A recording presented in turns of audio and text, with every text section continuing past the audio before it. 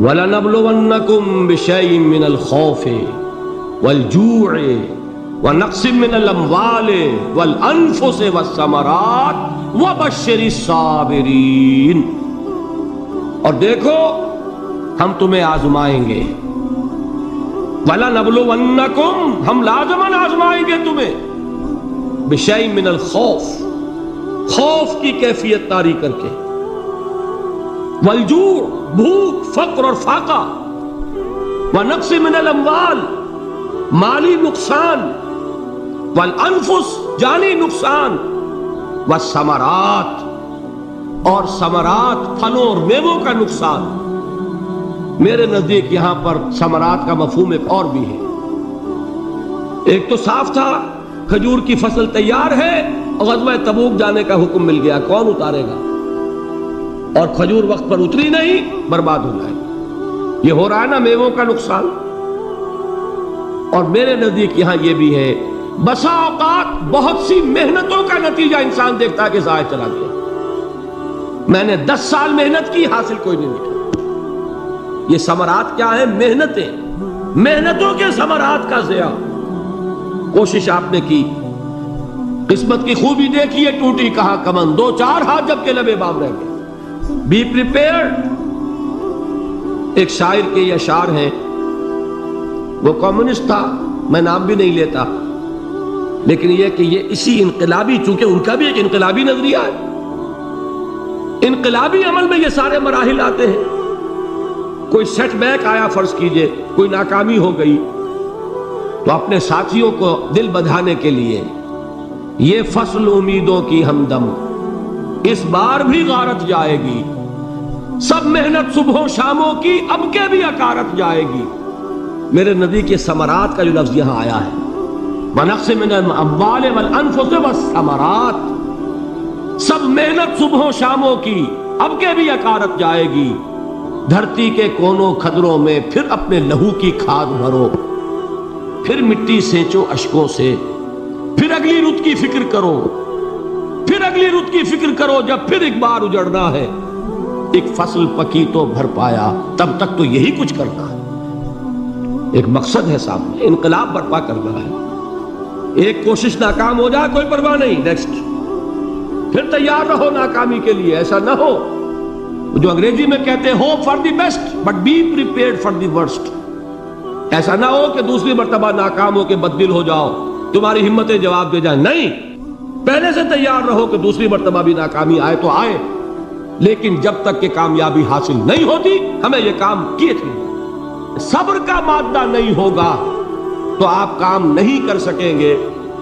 اور اسی کا ایک دوسرا رخ ہے، جب آپ دعوت حق کے لیے کھڑے ہوں گے، پہلا قدم کیا آتا ہے؟ استہزاء، تمسخر، مذاق اڑانا، جس کی میں مثال اب دینا چاہتا ہوں محمد الرسول اللہ صلی اللہ علیہ وسلم کی شخصیت سے۔ دیکھیے ہم کیا اور ہماری بساط کیا، ہم کیا مبلغ ہوں گے، کیا داعی ہوں گے، ہمارے اپنے دامن پر داغ ہوتے ہیں، لیکن یہ کہ محمد الرسول اللہ کے دامن پر کوئی داغ تھا؟ ان کو تو سارے مکے والے الصادق الامین کہتے تھے، نہایت محبوب شخصیت تھے۔ ان کے لیے تو جا صادق جا الامین یہ الفاظ سننے میں آتے تھے، آنکھوں کا تارا۔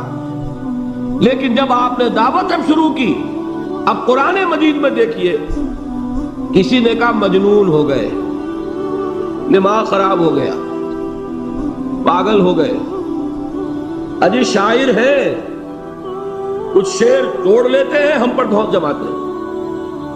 کسی نے کہا ساحر ہے، کچھ جادو سیکھ لیا۔ یہاں تک کہ ایسے بدبخت بھی پیدا ہوئے، قرآن میں ہے ساحر کذاب، سحر کرنے والا جادوگر نہایت جھوٹا۔ یہ الفاظ کہے جا رہے ہیں کس کی شان میں؟ محمد الرسول اللہ صلی اللہ علیہ وسلم۔ قرآن میں نقل کیا گیا، یا ایھا الذی نزل علیہ الذکر انک لمجنون۔ کبھی آپ نے اس کا ترجمہ سوچا؟ اے وہ شخص، دیکھیے تصور کیجئے، حضور جا رہے ہیں، تشریف لے جا رہے ہیں، کسی دعوت میں ہے، تبلیغ میں، یا ویسے ہی تشریف لے جا رہے ہیں، اور کوئی ایک جمگھٹا ہے لوگوں کا، ادھر سے فقرہ آتا ہے، تیر کی طرح لگتا ہے دل میں جا کر محمد کے صلی اللہ علیہ وسلم۔ اے وہ شخص جس کا یہ خیال ہے کہ اس پر کوئی ذکر نازل ہو رہا ہے، ہمارے خیال میں تو تمہارا دماغ خراب ہو گیا۔ یا ایھا الذی نزل علیہ الذکر انک لمجنون، کہا کہ نہیں کہا؟ اور یہ نہ سمجھیے کہ حضور صلی اللہ علیہ وسلم کے قلب مبارک کو تکلیف نہیں ہوتی تھی۔ میں قرآن سے ثابت کروں گا، میں کہیں کوئی کہانیاں بیان نہیں کرنا چاہتا۔ قرآن نے کہا وَلَقَدْ نَعْلَمُ أَنَّكَ يَضِيقُ صَدْرُكَ بِمَا يَقُولُونَ، اے نبی ہمیں خوب معلوم ہے صلی اللہ علیہ وسلم کہ جو کچھ یہ لوگ کہہ رہے ہیں اس سے آپ کا سینہ بھجتا ہے، یہ جو گھٹن ہوتی ہے، صدمہ ہوتا ہے۔ أَنَّكَ يَضِيقُ صَدْرُكَ بِمَا يَقُولُونَ، ہمیں خوب معلوم ہے کہ جو کچھ یہ باتیں آپ کو سننی پڑ رہی ہیں، یہ کڑوی کسیلی باتیں، یہ جو فکرے چست ہو رہے ہیں، استہزاء ہو رہا ہے، تمسخر ہو رہا ہے۔ سورہ ہجر میں ہے، ایک جگہ کھڑے ہوئے لوگ قرآن کا مذاق اڑا رہے ہیں، بھائی فلاں آیت تم لے جانا، فلاں آیت میری ہوگی، اس کے ٹکڑے کر رہے ہیں، اس کے ٹکڑے حصے بکھرے کر کے قیمہ بنا کر ان آیات کا تمسخر اڑا رہے ہیں۔ ایک جگہ قرآن مجید میں مذکور ہے کہ فرشتوں کا مذاق اڑ رہا ہے، بھائی یہ دیکھو محمد نے کہا ہے صلی اللہ علیہ وسلم کہ جہنم پر تو کل 19 فرشتے ہیں، علیہا 19 قرآن میں آیت نازل ہوئی۔ ایک پہلوان کہتا بھائی 10 کو تو میں سنبھال لوں گا، باقی 9 کا تم انتظار کر لو۔ یہ باتیں آ رہی ہیں حضور کے کانوں، کلام الہی کے ساتھ کیا سلوک ہو رہا ہے، مجھ پر کیا فکرے چست کیے جا رہے ہیں، مجھ پر جس طریقے سے استہزاء اور تمسخر کا رویہ اختیار کیا گیا ہے، دل بھج رہا ہے، دل میں صدمہ ہے۔ دیکھیے سورہ نون ہے، اور میرے نزدیک یہ دوسری وحی ہے جو حضور پر نازل ہوئی ہے، اس کی ابتدائی آیات، نون والقلم وما یسطرون ما انت بنعمت ربک بمجنون وَإِنَّ لَكَ لَأَجْرًا غَيْرَ مَمْنُونٍ وَإِنَّكَ لَعَلَىٰ خُلُقٍ عَظِيمٍ فَسَتُبْصِرُ وَيُبْصِرُونَ بِأَيِّكُمُ الْمَفْتُونُ إِنَّ رَبَّكَ هُوَ يَعْلَمُ بِمَنْ ضَلَّ عَنْ سَبِيلِهِ وَهُوَ أَعْلَمُ بِالْمُهْتَدِينَ۔ نون، قسم ہے قلم کی اور جو کچھ یہ لکھتے ہیں۔ اے نبی آپ اپنے رب کی نعمت سے مجنون نہیں ہیں۔ یہ کیوں کہا جا رہا ہے؟ حضور کو جو صدمہ پہنچا ہے وہی نازل ہوئی ہے دل جوئی کے لیے، تسلی کے لیے۔ آپ کیوں برا منا رہے ہیں؟ اے نبی آپ کیوں صدمہ اور رنج اور اندوہ محسوس کر رہے ہیں؟ ان بدبختوں کے کہنے سے کوئی آپ مجنون ہو جائیں گے؟ مانتا بے نعمت ربک بمجنون وَإِنَّ لَكَ لَأَجْرًا غَيْرَ مَمْنُونٍ، آپ کو جو یہ صبر کرنا پڑ رہا ہے، آپ کو جو یہ جھیلنا پڑ رہا ہے، اس کی وجہ سے آپ کو وہ اجر ملے گا جس کا سلسلہ کبھی منقطع نہیں ہوگا۔ وَإِنَّكَ لَعَلَىٰ خُلُقٍ عَظِيمٍ، اور اے نبی آپ تو خلق عظیم کے حامل ہیں۔ آپ کا اخلاق، آپ کا کردار، آپ کی سیرت، آپ کی شخصیت میں طہارت، نفاست، پاکیزگی، آج تک دنیا نے کوئی پاگل، کوئی مجنون ایسا بھی دیکھا؟ یہ ساری باتیں اللہ تعالیٰ حضور کی دلجوئی کے لیے فرما رہے ہیں۔ اس سے آپ اندازہ کیجئے کہ کتنا صدمہ ہوتا ہوگا۔ یہی ہے، اس ساری چیز کو جمع کیجئے تو یہ چیز کیا ہے؟ وَاصْبِرْ عَلَىٰ مَا يَقُولُونَ وَاهْجُرْهُمْ هَجْرًا جَمِيلًا، صبر کرو اے نبی، صبر کرو اے محمد صلی اللہ علیہ وسلم، جھیلو اور برداشت کرو اس پر جو یہ کہہ رہے ہیں۔ اچھی طرح نوٹ کیجئے یہ بات، ذرا سیرت ہی کا سمجھ لیجئے، آج ایک بیان ہو جائے گا۔ یوں سمجھیے جب حضور نے یہ کہا کہ مجھ پر وحی نازل ہوئی، فرشتے سے ملاقات ہوئی، تو اب وہ چہمے گوئیاں شروع ہو گئی، معلوم ہوتا دماغ خراب ہو گیا۔ دیکھیے ہم نہیں کہتے تھے یہ جا کے غار حرا میں بیٹھتے ہیں، کئی کے دن رہتے ہیں، بھوکے رہتے ہیں، وہ خشکی چڑھ گئی نا آخر۔ یہ جس طرح کی باتیں دنیا میں آج ہوتی ہیں اسی طریقہ کی باتیں ہوتی تھیں۔ عتبہ ابن ربیعہ ایک مرتبہ آتا ہے، کیونکہ قریش کے بڑے لوگوں میں سے تھا، تو قریب آ کر بڑی اپنائیت کے ساتھ، بڑی شفقت کے ساتھ، بڑے بزرگانہ انداز میں کہتا ہے بھتیجے، حضور سے، بھتیجے اگر واقعی کسی بدروح کا سایہ ہو گیا ہے تم پر، وہ آسیب آ گیا ہے تو مجھے بتا دو۔ میرے بہت سے عاملوں سے تعلقات ہیں، میں کسی کو بلا کر یہ تمہاری بدروح دور کر دوں گا۔ اب آپ سوچئے کیا بیتی ہوگی حضور کے دل پر۔ یہ وہ کیفیات ہیں، اور یہ نوٹ کر لیجئے 4 برس تک یہی شکل رہی ہے۔ مخالفت اسی نوع سے ہوئی ہے جس کو کہتے ہیں فزیکل پرسیکیوشن، جسمانی تشدد، وہ پہلے 4 سال نہیں ہوا۔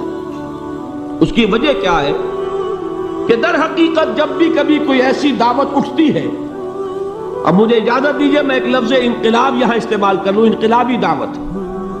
کل میں نے کہا تھا نا، ایک ہوتی ہے خالص مذہبی تبلیغ، ایک ہوتی ہے انقلابی تبلیغ۔ مذہبی تبلیغ کی سب سے بڑی مثال عیسائیت کی تبلیغ، اور انقلابی تبلیغ کی سب سے بڑی مثال اشتراکی تبلیغ۔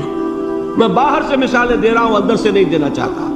آگے یہ کہ یہ قدر گفتے ہیں، باقی فکر کن۔ آگے انسان اپنی عقل سے کام لے، سوچے، غور و فکر کرے۔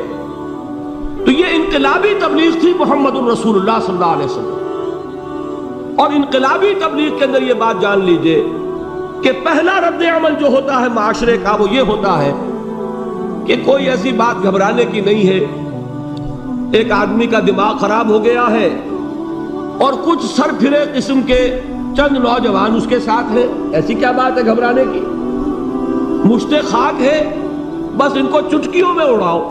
جو چٹکیوں میں اڑانا کہلاتا ہے نا، اسی کو قرآن مجید میں ایک اور جگہ کہا گیا ہے، یریدون لیطفئوا نور اللہ بافواہہم، یہ چاہتے ہیں کہ اللہ کے نور کو اپنے منہ سے بجھا دیں، پھونکے مار کے ہی بس۔ تو پہلا رد عمل جو ہوتا ہے ایک نظام کا، ایک کسی انقلابی دعوت کے خلاف، وہ رد عمل ہوتا ہے استہزاء، تمسخر، مذاق کرو، ان کو جس کو آپ انگریزی میں کہتے ہیں ڈی مورلائز کر دو، ان کی ہمتیں جو ہے وہ ٹوٹ جائیں، ان کو اس طریقے سے، اسی کا نام ہے آج کل کی اصطلاح میں کیریکٹر ایسیسینیشن، ان کی شخصیتیں جو ہیں ان کو داغدار کر دو، ان کا اعتبار ختم کر دو، ان کا استہزاء کرو، تمسخر کرو۔ اور یہ میں آپ سے عرض کر رہا ہوں اس وقت ایک گونا فخر کے ساتھ اور اللہ تعالیٰ کا شکر ادا کرتے ہوئے کہ میں نے جو کام بھی کیا ہے اس وقت پاکستان میں، آپ نے اخبارات میں دیکھا ہوگا، بڑا دقیانوسی مولوی ہے، بیگمات کا رد عمل جو ہوا وہ آپ کے علم میں ہوگا، بڑے جو یہ جدید ہمارے روشن خیال قسم کے جو صحافی ہیں، اگر کہیں آپ نے پڑھا ہو جس طرح استہزاء ہوا ہے، جس طرح مذاق اڑایا گیا ہے، جو الفاظ استعمال کیے گئے ہیں، وہ میرے نزدیک بہت بڑی سند ہے جو اللہ کے ہاں جا کر پیش کروں گا کہ اللہ تیرے دین کے لیے۔ میں نے اپنے گھر سے کوئی بات نہیں کہی، میں نے جو بات کہی وہ جو شریعت محمدی کی بات ہے وہ کہی۔ اگر اپنی طرف سے کہیں ہو کوئی اضافہ کیا ہو تو اللہ تعالیٰ کی پھٹکار ہو مجھ پر اور لعنت ہو مجھ پر، لیکن اگر میں نے وہی کچھ کہا جو شریعت محمدی کا تقاضا ہے اور قرآن اور سنت کی بات ہے، تو پھر اگر مجھے کسی نے پاگل کہا اور کسی نے دقیانوسی کہا اور کسی نے اور فقرہ چست کیا، تو میں اس کے لیے، میں تو سمجھتا ہوں میرے لیے وہ سند ہے جو اللہ تعالیٰ کے ہاں میں جا کر پیش کروں۔ اور یہ جان لیجئے کہ وہی بات ہوتی ہے ہمیشہ، ہسٹری ریپیٹس اٹسیلف۔ وہ بات کریں گے جو حضور نے کی تھی، وہی رد عمل سامنے آئے گا جو اس وقت آیا۔ اس لیے کہ یہ تو جو انسانی مزاج ہے وہ نہیں بدلا، معاشرے کا انداز نہیں بدلا، وہ جو کام ہوگا اس کا رد عمل ابتدائی وہی ہوگا۔ اور اس میں در حقیقت امتحان ہوتا ہے صبر کا۔ کیا دل شکستہ ہو کر بیٹھ رہے گا انسان؟ ہمت جواب دے جائے گی، کمر ٹوٹ جائے گی، قوت ارادی اور عزیمت جو ہے مزمحل ہو جائے گی، پھونکوں سے چراغ بجھ جائے گا۔ یہ جو میں نے آیت آپ کو سنائی تھی اس کا بڑی خوبصورت کی ساتھ ترجمہ کیا ہے مولانا ظفر علی خان نے کہ نور خدا ہے کفر کی حرکت میں خندہ زن، پھونکوں سے یہ چراغ بجھایا نہ جائے گا۔ یریدون لیطفئوا نور اللہ بافواہہم واللہ متم نورہ ولو کرہ الکافرون، یہ چاہتے ہیں کہ اپنے منہ کی پھونکوں سے اللہ کے نور کو بجھا دیں، حالانکہ اللہ تعالیٰ تو اپنے نور کا اتمام فرما کر رہے گا، خواہ ان کافروں کو کتنا ہی ناگوار ہو۔ اس کی ترجمانی ہے نور خدا ہے کفر کی حرکت پہ خنددن، پھونکوں سے یہ چراغ بجھایا نہ جائے گا۔ بہرحال اس مرحلے پر میں نے آپ کو 2 صبر بتائے۔ صبر کس چیز سے؟ اپنا کیریئر دنیاوی جو بھی آپ حاصل کر سکتے تھے. ذہین آدمی ذہانت لگائے گا تو دین کی دعوت دے گا ایٹ دی انٹلیکچوئل لیول. اور یہ بات جان لیجئے کہ یہ چیز دنیا میں کسی کمائی کا ذریعہ نہیں بن سکتی.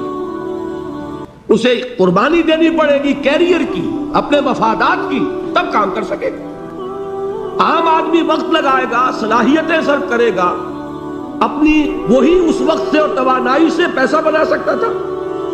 آج کل تو آپ کو معلوم ہے کہ بڑی سادی ہو گئی ہے یہ حساب کتاب کی بات، بہت سادہ. ایک انسکلڈ لیبرر کا 1 گھنٹہ برابر ہے اتنے روپے کے، ایک سکلڈ لیبرر کا 1 گھنٹہ برابر ہے اتنے روپے کے.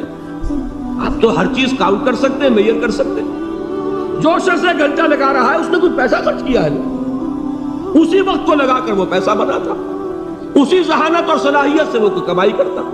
ادھر لگایا تو وہ جو کمی ہو رہی ہے اس کو برداشت کرنا، اس کو جھیلنا اور خوش دلی سے برداشت کرنا، یہ سمجھنا کہ در حقیقت یہ سب کچھ کیا ہے کہ اللہ تعالیٰ کے ہاں اس کا جو ثواب ملے گا. یہ صبر کا ایک رخ. اور استہزاء ہو، تمسخر ہو، مذاق اڑے، فقرے چست ہو، دقیانوسی کہا جائے، ریئیکشنری کہا جائے، یہ بڑے ریئیکشنری ہیں، یہ بڑے پچھلے زمانے کے لوگ ہیں، اگلے وقتوں کے ہیں یہ لوگ، انہیں کچھ نہ کہو. جو کہا جائے سنو. وَاصْبِرْ عَلَى مَا يَقُولُونَ وَاهْجُرْهُمْ هَجْرًا جَمِيلًا. اور صبر کیجئے محمد صلی اللہ علیہ وسلم. دیکھیے کوئی پہلو ایسا نہیں ہے جس میں ہمیں ہدایت قرآن مجید سے اور سیرت محمد صلی اللہ علیہ وسلم سے مل نہ جائے. اگر اللہ تعالیٰ مقام دعوت پر فائز ہونے کی توفیق عطا فرما دے تو جو مرحلے پیش آئیں گے وہ آپ کو نظر آ جائیں گے سیرت محمدی میں صلی اللہ علیہ وسلم. اور اس وقت حضور سے جو کہا گیا اس سے آپ کے دل پر بھی اس کے زخمی جو آپ کا دل ہے، آپ کے احساسات ہیں، اس پر مرہم رکھا جائے گا. وَلَقَدْ نَعْلَمُ أَنَّكَ يَضِيقُ صَدْرُكَ بِمَا يَقُولُونَ. ہمیں خوب معلوم ہے کہ جو کچھ آج تمہیں سننا پڑ رہا ہے اس سے تمہارا سینہ بھجتا ہے، تمہیں رنج اور صدمہ ہوتا ہے. لیکن وَاصْبِرْ عَلَى مَا يَقُولُونَ.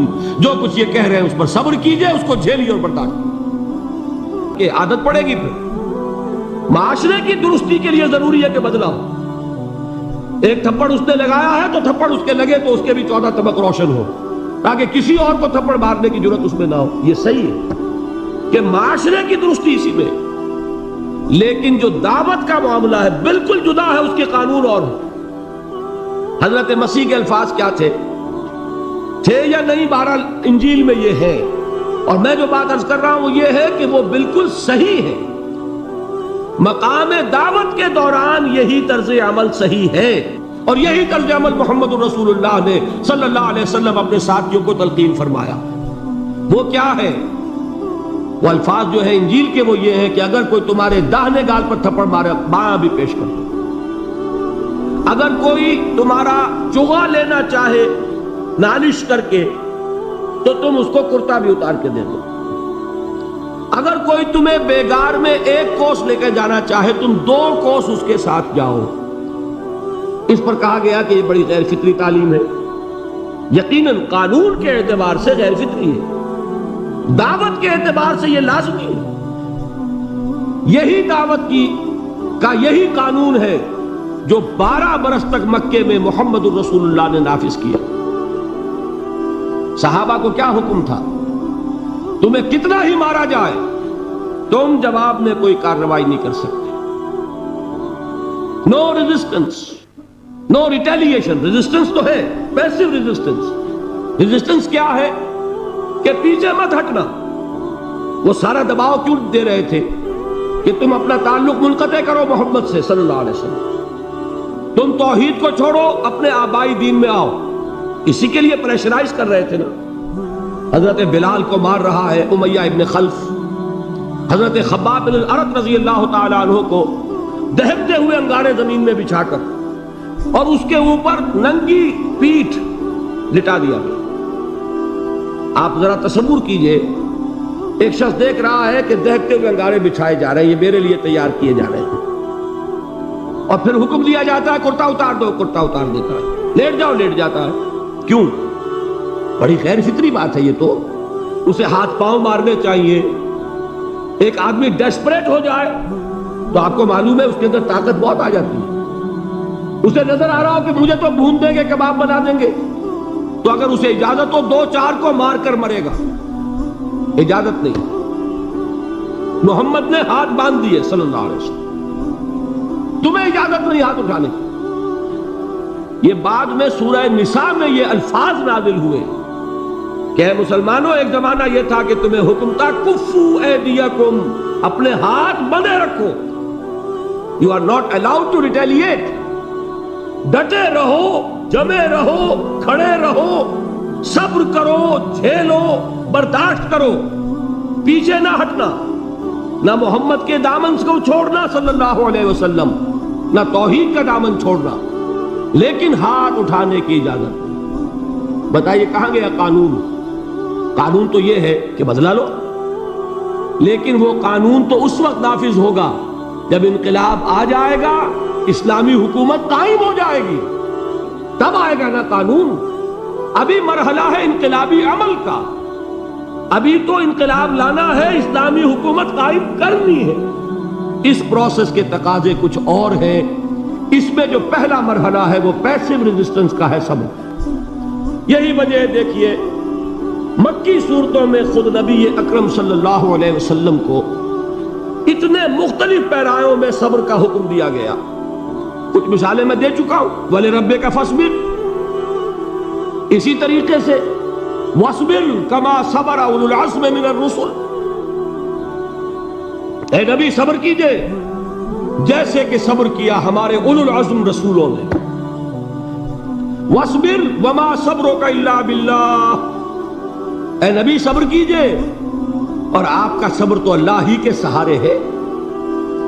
وَاصْبِرْ لِحُكْمِ رَبِّكَ, یہ سورہ نون جس کی ابتدائی آیات میں نے آپ کو سنائی, نون والقلم وما يسطرون ما انت بنعمت ربك بمجنون, اس کا اختتام کیا ہوتا ہے؟ وَاصْبِرْ لِحُكْمِ رَبِّكَ وَلَا تَكُنْ كَصَاحِبِ الْحُوتِ إِذْ نَادَىٰ وَهُوَ مَكْظُومٌ, اے نبی صبر کیجئے اپنے رب کے فیصلے کا, انتظار کیجئے اور اس مچھلی والے کے مانند نہ ہو جائیے. مچھلی والا کون؟ حضرت یونس علیہ السلام. مچھلی والے نے اپنے دینی حمیت اور غیرت جو تھی اس کی وجہ سے اللہ کے حکم کا انتظار نہیں کیا, اپنی قوم کو چھوڑ کر چل دی. نبی کا, رسول کا یہ معاملہ ہوتا ہے. جیسے کہ آپ کو معلوم ہے کوئی افسر ہے کسی حکومت کا, وہ اپنی پلیس آف ڈیوٹی کو نہیں چھوڑ سکتا. He must stick to his place of duty. بڑے افسرز کے لیے تو یہ بہت بہت اہم بات ہے. تو اے رسول, جہاں آپ کو ہم نے تعینات کیا ہے آپ وہاں سے ہل نہیں سکتے. کہ ذرا مخالفت ہوئی, لوگوں نے فکرے تست کیے اور آپ کہیں اور چل دیے, دفعہ ہو, یہ بات نہیں سننا چاہتے, میں کسی اور کو سناؤں گا. ہو سکتا ہے نا, ہم تو کرتے ہیں نا یہ, اس لیے کہ ہمیں تو اللہ نے کہیں تعینات تو نہیں کیا نا. اگر ایک جگہ کے لوگ بات نہیں سنتے, چلو بھائی ہم کہیں اور جائیں گے, وہاں بات سنائیں گے. لیکن رسول کا معاملہ ہوتا ہے جو اس کی پلیس آف اپوائنٹمنٹ ہے, he cannot leave his place without the express permission of Allah subhanahu wa ta'ala. آپ نے یہ سنا ہوگا, سیرت کی تقاریر میں پڑھا ہوگا کہ مدینے کی طرف ہجرت کی اجازت حضور نے تمام صحابہ کو دے دی. خود منتظر رہے جب تک کہ اللہ کی طرف سے اجازت نہیں آ گئی. حضرت ابو بکر پوچھتے رہتے تھے حضور اجازت آ گئی کہ نہیں؟ نہیں ابھی نہیں آئی. حضور اذن آ گیا؟ نہیں آیا, ابھی نہیں آیا. حبشہ کی طرف سب کو بھیج دیا, اجازت دے دی جو جانا چاہے چلا جائے. حضور کی صاحبزادی جو حضرت عثمان کے نکاح میں تھی وہ بھی ہجرت کر رہی, لیکن حضور تو نہیں گئے. رسول نہیں چھوڑ سکتا اپنی جگہ کو. یہاں تک کہ تمام تقریباً صحابہ چلے گئے, حضور رہ گئے, حضرت ابو بکر رہ گئے, حضرت علی رہ گئے. اور حضرت ابو بکر پوچھ رہے ہیں بار بار اجازت آئی یا نہیں؟ نہیں ابھی نہیں آئی. حضرت عائشہ نے واقعہ بیان کیا کہ ایک روز اچانک دوپہر کے وقت ہم نے دیکھا کہ حضور نے اپنے پورے جسم کو ڈھانپا ہوا ہے, چہرے کو بھی کپڑے میں ڈھانکا ہوا ہے اور تشریف لا رہے ہیں. یہ اس میں تعجب کی بات یہ کہ عرب میں آج بھی آپ کو معلوم ہے کہ یہ چیز جو ہے ان کی روایات کے خلاف ہے کہ دوپہر کے وقت کوئی کسی سے ملنے جائے. یہ وقت جو ہے قیلولے کا ہے, آرام کا ہے. آج کل وہ عصر اور ظہر کے مابین کا وقفہ، تو این ٹھیک دوپہر کے وقت تشریف لائے حضور. آپ نے آ کے حضرت ابو بکر سے فرمایا کہ اجازت آ گئی ہے. اس میں ایک قصہ تھوڑا سا اور بتا دوں، بہت دلچسپ ہے اور بہت ہمارے لیے سبق آموز ہے. حضرت ابو بکر نے بہت خوش ہو کر ایک بات کہی، حضور میں نے 2 اونٹنیاں تیار کی ہوئی ہیں. یعنی اب آپ وہ تو سوچتے تھے نا شاباش ملے گی کہ میں نے تیاری کی ہوئی ہے. میں نے 2 اونٹنیوں کو خوب کھلا پلا کے فربا کیا ہوا ہے، بڑی توانا ہے تاکہ ہم تیزی کے ساتھ سفر کر سکیں. حضور نے توقف کیا، فرمایا ہاں ٹھیک ہے، 1 اونٹنی میں استعمال کروں گا لیکن میں اس کی قیمت ادا کروں گا. حضرت ابو بکر کی آنکھوں میں آنسو آئے، روتے ہوئے کہا حضور مجھ سے یہ مغایرت، کیا یہ جان اور مال کسی اور کے لیے ہے؟ آپ مجھ سے بھی کہہ رہے ہیں میری اونٹنی جو ہے وہ بھی بلا معاوضہ آپ قبول نہیں فرما رہے. یہ ہے محمد الرسول اللہ کی غیرت اور حمیت کا. ہمارا معاملہ جو ہے دین کی دعوت و تبلیغ کے اعتبار سے بالکل کچھ مختلف بنا ہوا ہے. اسی لیے وہ عزت نہیں، وہ وقار نہیں. یہاں یہ حال ہے کہ حضور کے خسر ہیں، جان نثار ہیں، یار غار ہیں، سب کچھ ہیں، لیکن وہاں بھی یہ معاملہ ہے کہ ٹھیک ہے اونٹنی کی میں قیمت ادا کروں.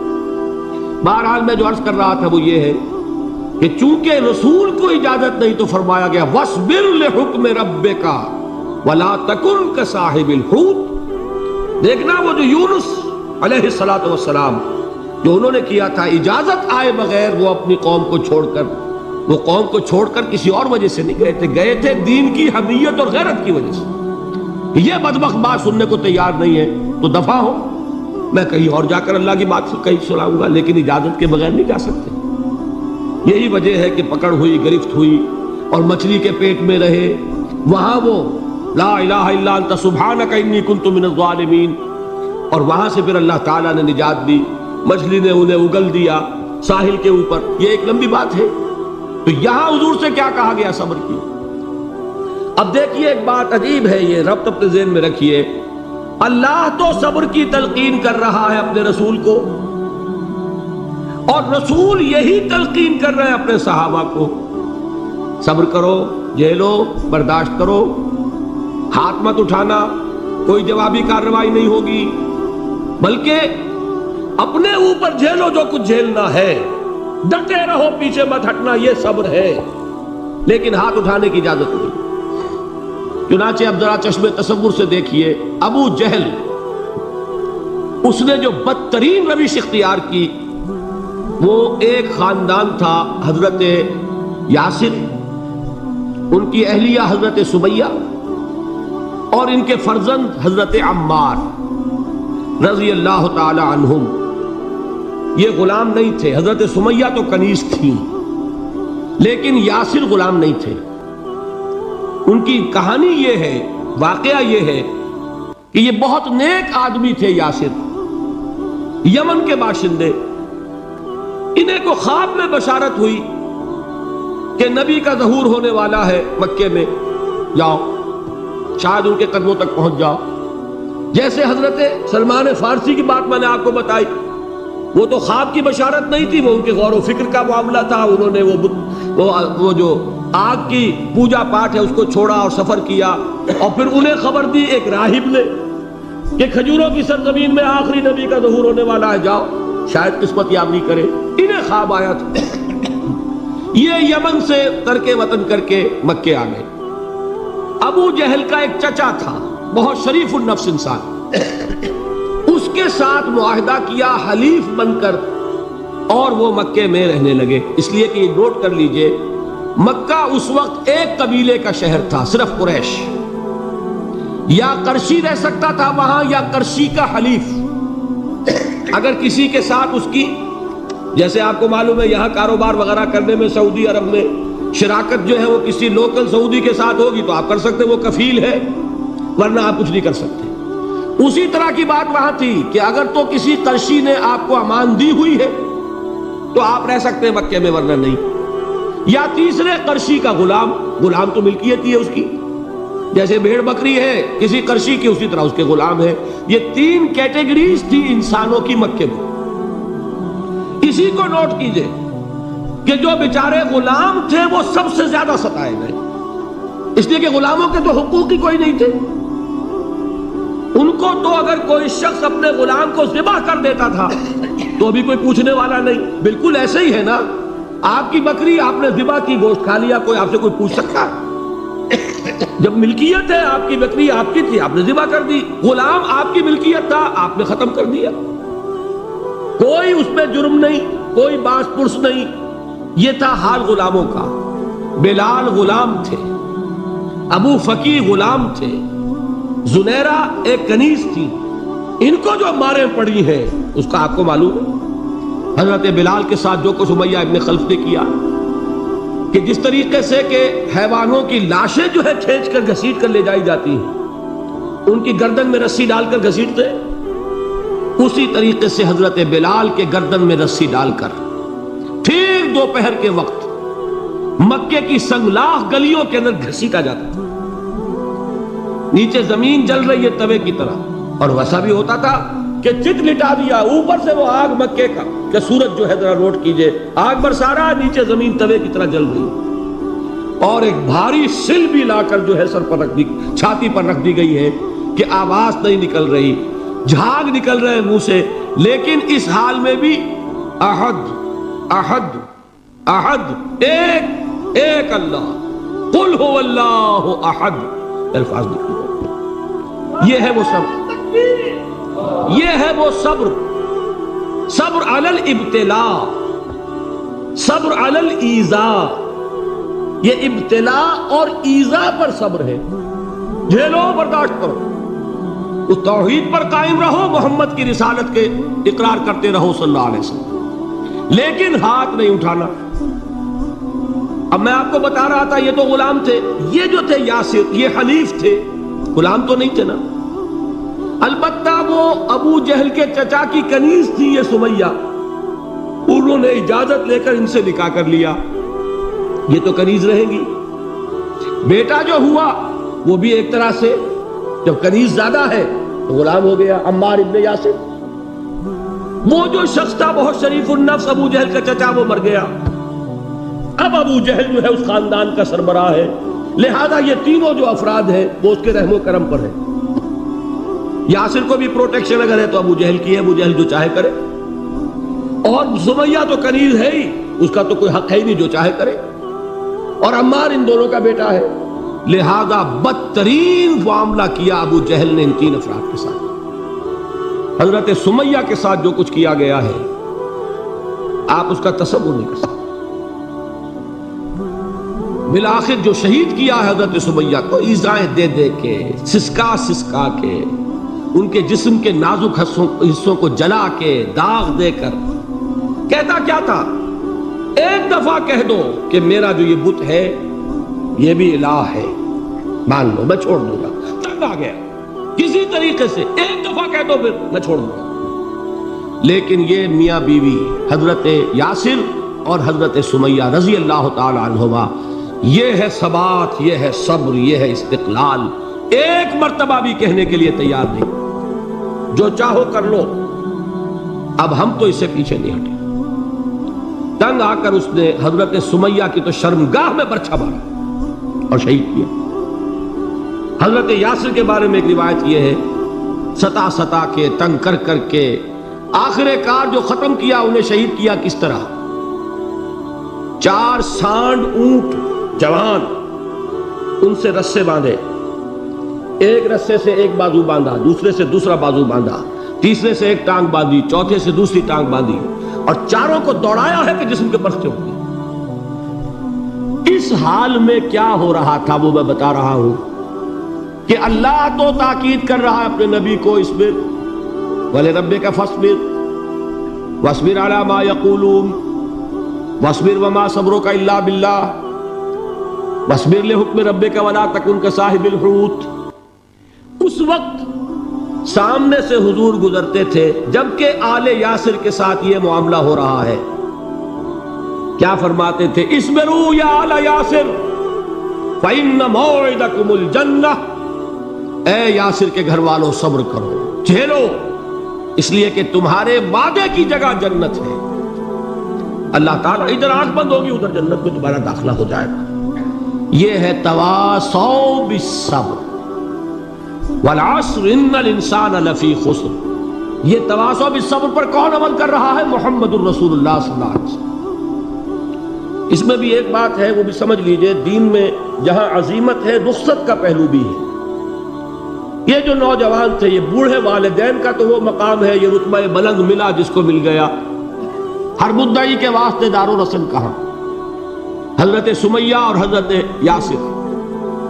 نوٹ کیجئے، میں ایک اعتبار سے کہا کرتا ہوں، سید الشہداء یہ بنے کہ نہیں بنے،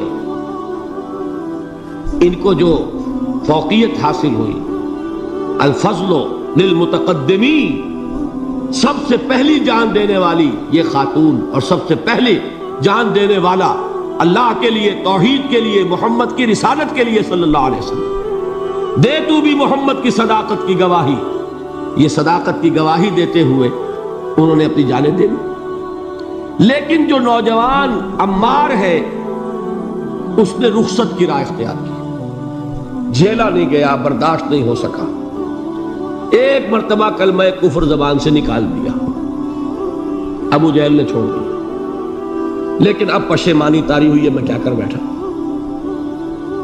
اس کے بعد انہوں نے اپنے آپ کو ایک ستون سے باندھ لیا کہ حضور ہی آ کر مجھے اگر یہاں سے کھولیں گے تو میں کھلوں گا، ورنہ میں یہی اپنے آپ کو ہلاک کر دوں گا، مجھ سے کیا ہوگا۔ حضور خود تشریف لائے، دست مبارک سے کھولا، کہا کہ یہ بھی دین میں اجازت ہے، کلمہ کفر کہہ کر جان بچا لینے کی اجازت۔